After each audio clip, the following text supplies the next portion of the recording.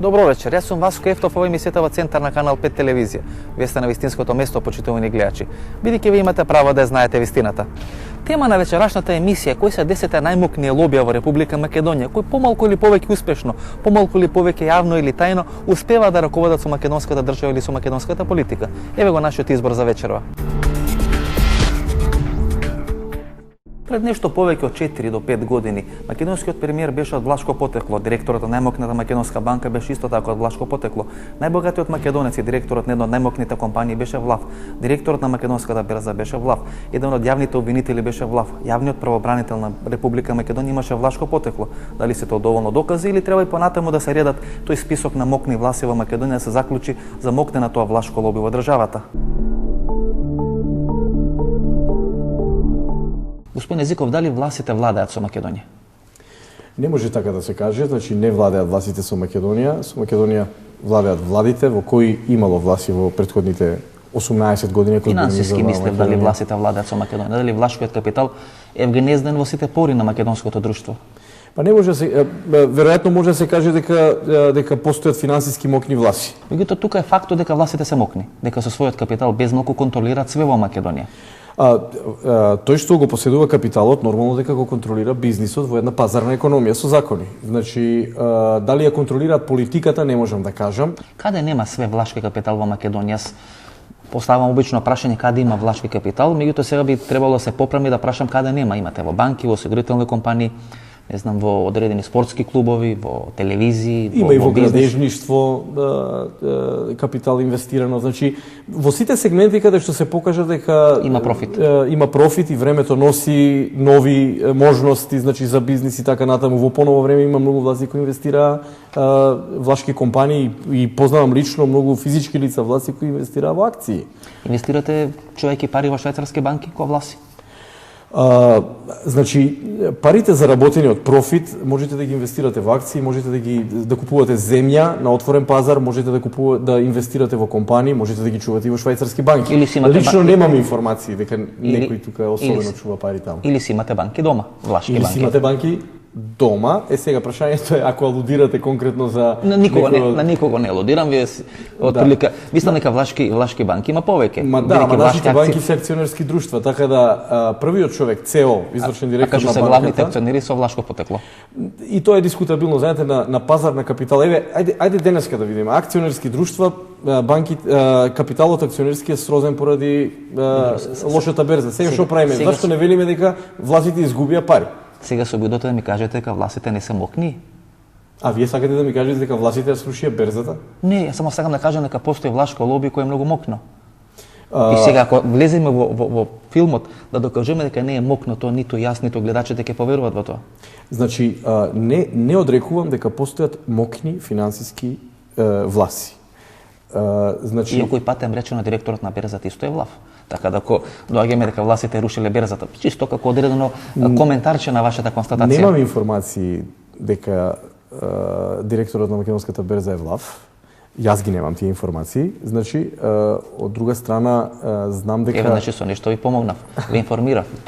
Од друга страна, јас повторно ќе алудирам на тоа. Во овој период, последната година, имаме срозени цени на акциите на македонската берза. И мислите дека властите први ја чувствуваат таа криза што се случува во светски рамки? Сите инвеститори, значи ако тие управуваат во управните одбори на банките, тие значи го имаат капиталот кај себе. Тоа значи дека тие први претрпеле загуба. Во еден временски период, да речеме тоа не е многу одамна, пред 4 или пред 5 години, премиерот беше влав.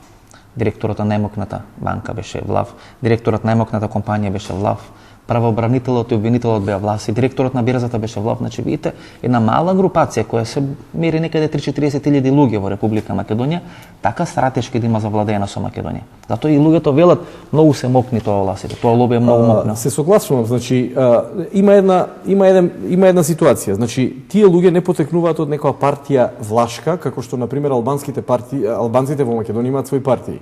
Значи, сите овие луѓе што ги наброивте не потекнуваат од партија. Мислите дека се индивидуалци? Па знаете што тие сите се на еден начин луѓе од општествениот јавниот живот кои се поврзани и со Социјалдемократскиот сојуз и со ВМРО ДПМН. Колку е капиталот на властите, господин Езиков?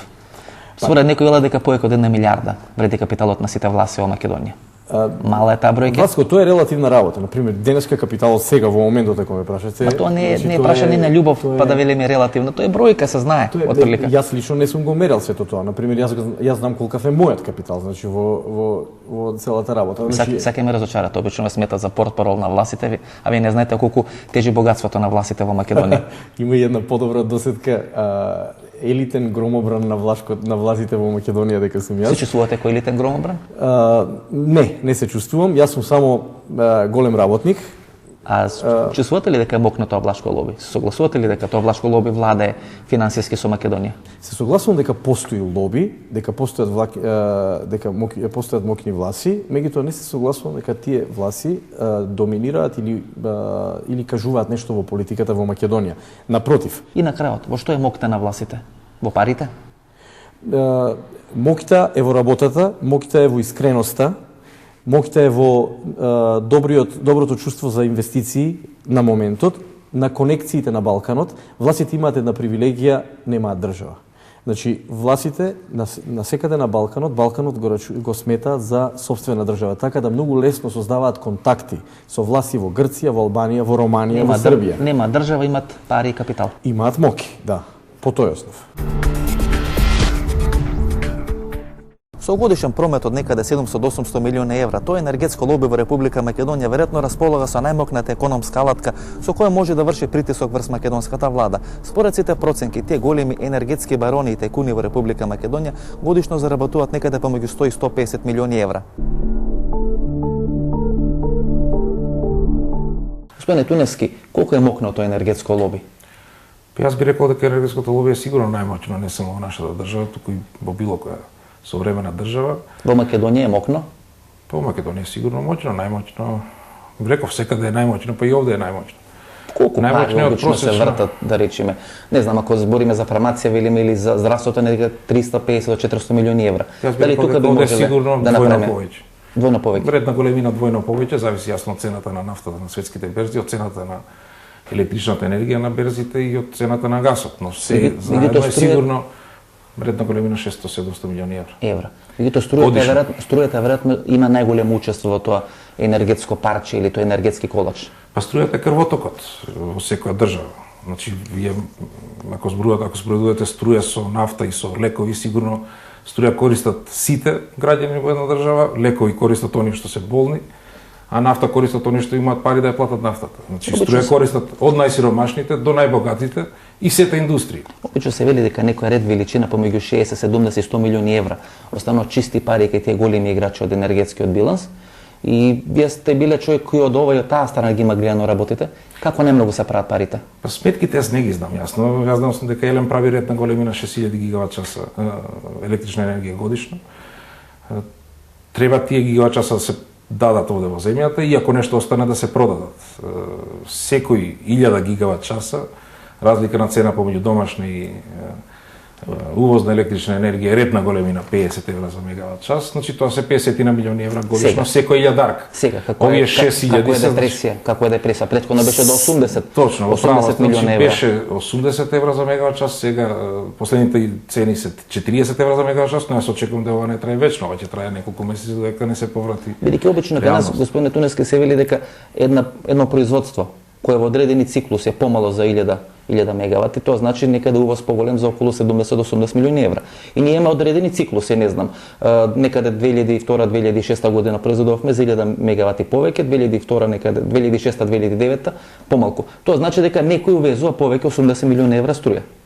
Домашното производство е за тие количини на електрична енергија помало, тие количини јасно за да имаме сите струја денеска мора да се увезат. Тој увоз државата ја чини како разлика во цена помеѓу увозната и домашната струја, во право сте 70 на милиони евра. А на тие големи играчи на 2 години тоа се 140 милиони евра. На тие големи играчи на енергетското. Зборувам само со домашната струја која што е од Елем. Не зборувам само еден сегмент. Да. Само еден сегмент земе. Да не ставаме тука нафта, да не ставаме тука друг тип гасови и така натаму. Тоа значи дека некаде помеѓу 100 и 150 милиони евра се профитите во тој енергетски сектор. Јас би рекол, ако Елем се стегне под наводници и прави струја како што правил до 2006 година, нашата држава ќе заштеди на годишно ниво 70 милиони евра. Ред на големина зборувам.